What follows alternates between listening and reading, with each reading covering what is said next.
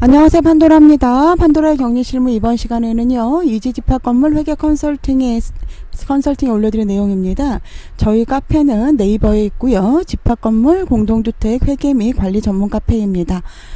네이버에 가셔가지고요, 이렇게 이지집합건물 회계 컨설팅 하시면은요, 여기 위에는 이제 저희 회사고요. 저희 회사 홈페이지가 이렇게 나와요. 이렇게 이지집합건물 회계 컨설팅 이렇게 저희 회사 홈페이지가 나오고요. 여기 밑으로 내려가시면 저희 카페 홈페이지, 저희 카페 홈페이지가 이지집합건물 회계 컨설팅 판도라의 격리실무에서 이런 내용이 나옵니다. 이게 저희 카페예요. 필요하신 분은 좋은 자료 많으니까 가입하셔서 들으시기 바랍니다. 들으시는 게 아니고 보셔야죠.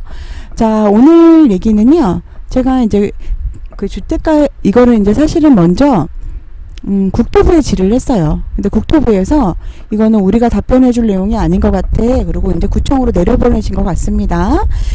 이 내용은요, 공동주택 예산 설정 시 수선 충당금의 2월에 대해서 여쭤봤어요. 이제 구청 담당자님들께서는 담당자님 연락이 오셨어요. 그래서 이거를 이렇게 본인 그 지자체에서 이렇게 답변을 내려보냈냐. 그래서 아니다. 그랬더니 근데 이거는 왜 회계감사님한테 물어보셔야 될 상황 아닌가요? 그래가지고 제가 그냥 국토부에다 정확한 질의를 받고 싶어서 그럽니다. 라고 말씀을 드렸어요. 그랬더니 답변을 내려주셨어요. 저는 그냥 사실 반려를 해주시면 다시 국토부에 질의를 할 생각이었거든요. 근데 또 답변을 원론적으로 해주셨기 때문에 한번 여러분들하고 이야기 나눠보도록 하겠습니다. 요거는 제가 8월 13일 날 올린 내용이고요. 좀 크게 보여드릴게요.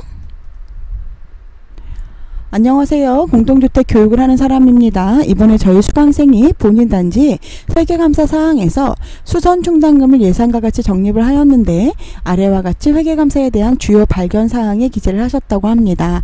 자, 회계감사에다가 이런 내용을 써주셨다라고 하셔서 제가 질의했던 거예요.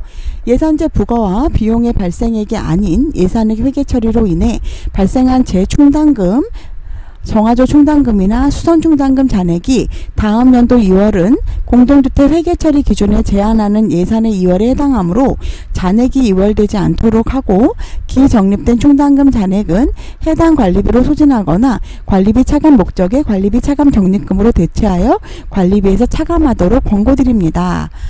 근데 저는 이제 요것만 봤을 때는 제가 좀 이해가 되지 않았던 게, 수선 충당금의 경우에는 차해년도 12월 31일 기준으로 잔액을 차감하고 부과해야 되는 것으로 알고 있는데, 수선 충당금이 공동주택 회계 처리 기준에서 제한하는 예산의 2월인가요?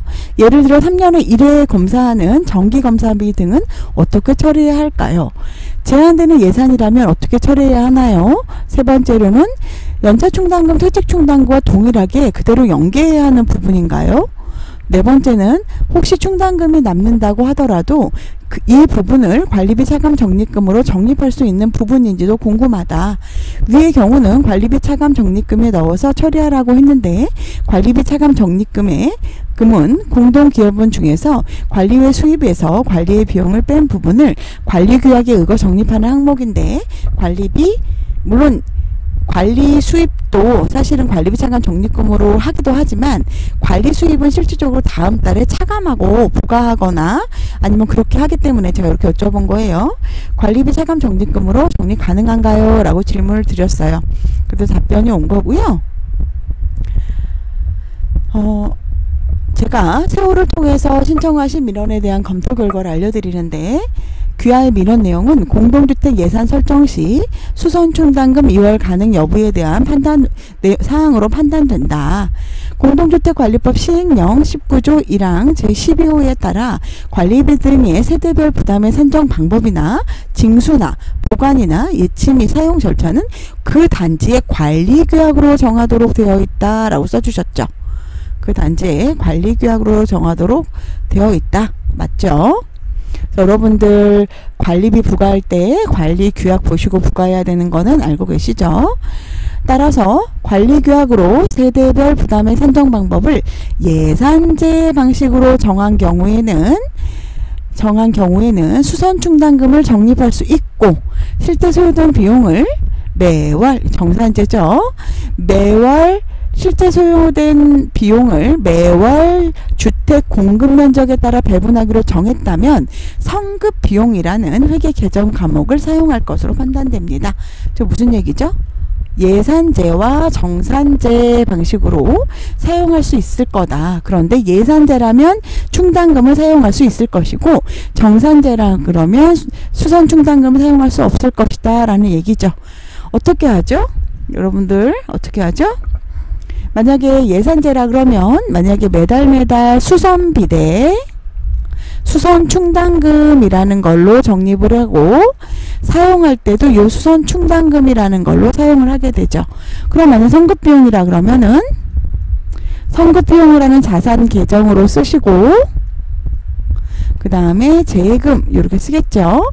그리고 요 성급비용을 나누어서 부과하기 위해서는 여기 차변에 비용 수선비 대 대변에 성급비용이라는 계정 과목을 해서 매달 차감해서 사용하실 수 있겠죠. 어쨌든 그래서 예산제로 할 때는 충당금 사용해서 모으고 정산제로 할 때는 성급비용으로 해서 다음 달에 나누거나 아니면 한꺼번에 부과하거나 라는 거죠. 또한 수선충당금은 향후에 발생한 비용, 어린이 놀이시설 검사, 승강기 검사, 정기검사, 정화조 수거비 등 일정 기간 동안 미리 적립했다가 이를 지출하는 금액이므로 관리비, 차감 등으로 집행하기에 적합하지 않음을 알려드립니다. 라고 말씀해 주셨어요. 어떻게 보시면 가장 원론적이면서도 규약에 딱 맞는 답변을 주신 것 같습니다.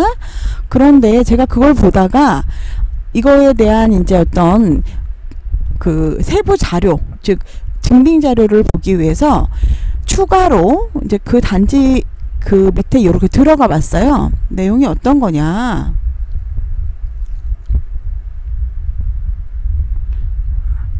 일단은 서울시 관리계약을 좀 봤고요. 이번에 2024년 7월에 나온 건데요. 좀 작게 하겠습니다. 자, 일단 일반 관리비나 이런 부분이 수선비가 어떻게 되어 있냐면 월간 실제 소요된 비용을 매월 주택 공급 면적에 따라 배분한다 라고 나와 있죠. 즉 정산한다 라는 거죠. 이거는 이 관리규약 준칙이기 때문에 여러분들이 요대로 그대로 하셔도 되고 우리는 이렇게 안 할 거야 라고 하면 수정 후에 처리하셔도 됩니다. 그런데 제가 요거를 보다 보니까 문제가 뭐가 있냐, 일괄관리비, 청소비, 경비비에 대한 문제가 있어요.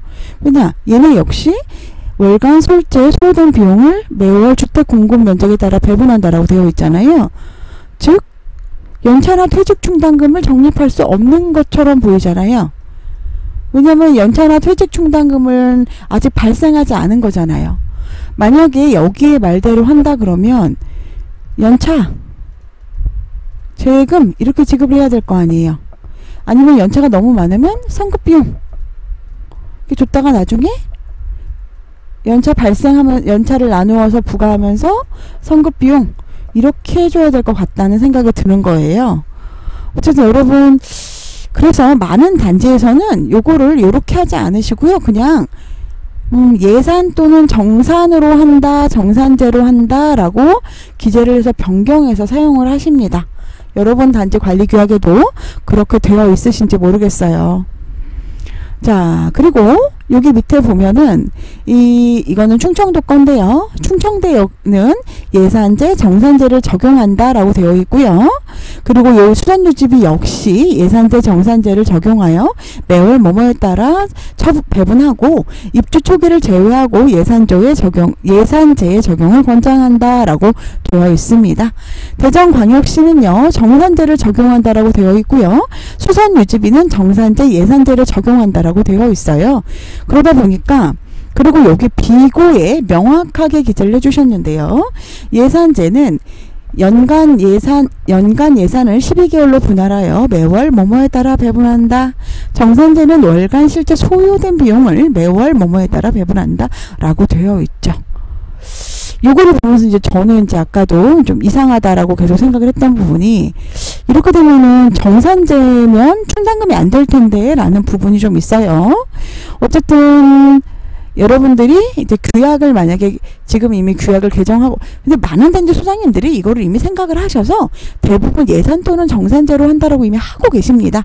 그런데 여러분께서 이거를 그냥 예산제로만 한다라고, 아니 정산제로만 한다라고 되어 있다면 규약과 다르게 부과를 하고 있는 것처럼 보일 수도 있다라는 생각이 드네요.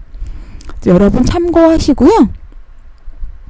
이런 내용이 있었다라는 거 여러분 알려드리려고 가져가 봤습니다. 저도 실질적으로는 규약을 많이 보는 편이긴 한데요. 그래도 규약을 볼 때도 저도 상세히 보지 않는 부분이 있거든요. 그러니까 여러분들이 관리규약을 제정하실 때는요, 이게 관리소장님들이 꼼꼼하게 확인하셔서 우리 단지에 불 안 좋게, 이거는 좀 불이익을 주는 거다라는 건 하지 마시고요. 다만 강행 규정이 있습니다. 얘는 꼭 해야 돼. 이런 부분에 대해서는 여러분들이 꼭 그 강행 규정에 맞춰서 업무 처리하시기 바랍니다. 도움이 되셨다면 좋아요와 다정한 댓글 부탁드리고요. 주변에 제 사이트 모르시는 분 있으면 알려주시면 감사하겠습니다. 오늘도 행복하시고요. 내일은 더 행복하세요. 다음에 뵙겠습니다.